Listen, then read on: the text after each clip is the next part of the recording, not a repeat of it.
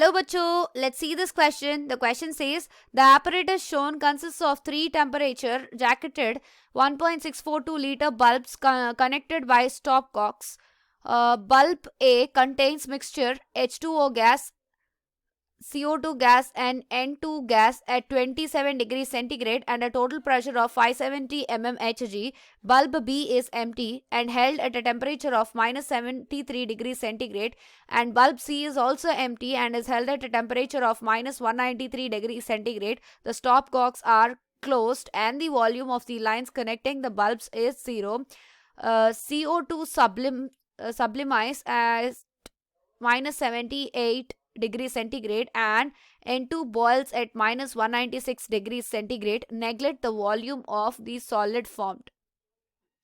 So question में हमसे ये पूछा जा रहा है कि how many moles of H2O are in the system. तो मोल्स ऑफ H2O कैलकुलेट करनी है. तो चलिए पहले देख लेते हैं फ्लास्क ए में क्या क्या कहें. Number of moles in flask A. तो इसका तो गिवन क्या क्या गिवन है इसमें. प्रेशर 570 mm Hg और अदरवाइज इसे हम कह सकते हैं कि 570 बाई 760 एटमॉस्फियर्स. अगर एटमॉस्फियर्स में कन्वर्ट करें.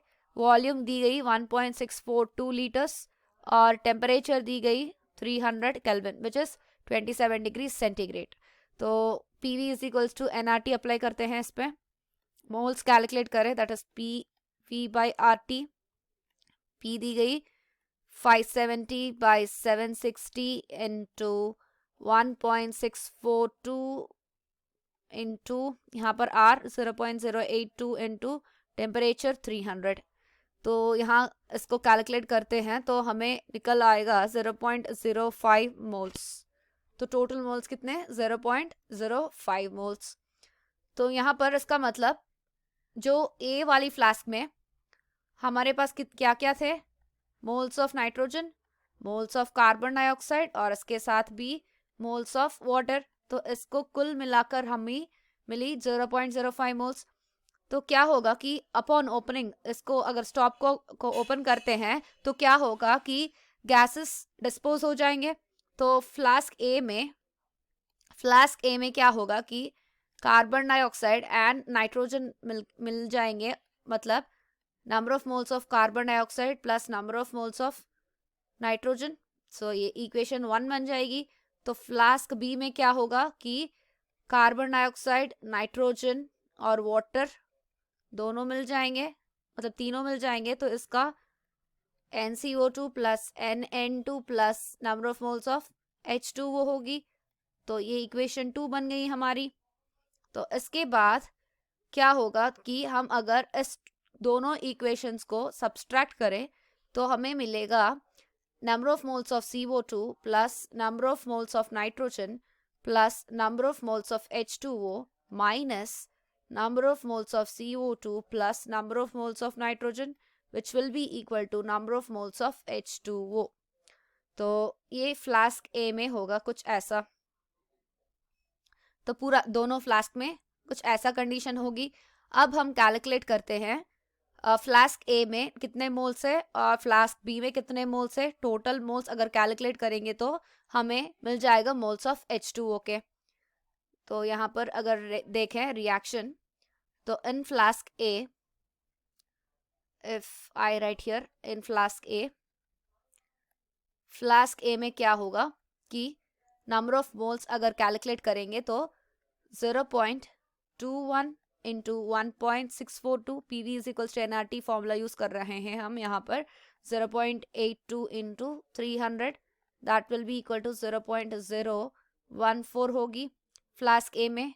इन फ्लास्क बी अगर देखते हैं यहाँ पर लिख लेती हूँ. फ्लास्क बी में नंबर ऑफ मोल्स अगर कैलकुलेट करें दैट इज 0.21 इंटू 1.642 बाय यहाँ पर 0.082 इंटू 200. तो इसकी वैल्यू निकल कर आएगी 0.021. अगर टोटल मोल्स कैलकुलेट करते हैं दैट इज 0.014 और 0.021. तो यहाँ पर लिख लेते हैं total moles of H2O, that is equal to 0.014 plus 0.021, that will be equal to इसकी number of moles of H2O. तो हम कह सकते हैं कि यहाँ पर ये टोटल मोल्स के इक्वल हैं. तो अगर ओनली H2O के मोल्स कैलकुलेट करते हैं तो यहाँ पर हमें मिलेगा 0.05 माइनस यहाँ पर कितनी मिली थी, ये टोटल मोल्स है ना, 0.05 से हम निकाल देते हैं इतना वैल्यू, ये वैल्यू निकाल देते हैं, दैट इज 0.035. तो हमें मिलेगा मोल्स ऑफ H2O एज 0.015. तो हमारी आंसर होगी option B, 0.015 is the correct answer. I hope you understand it well. All the best.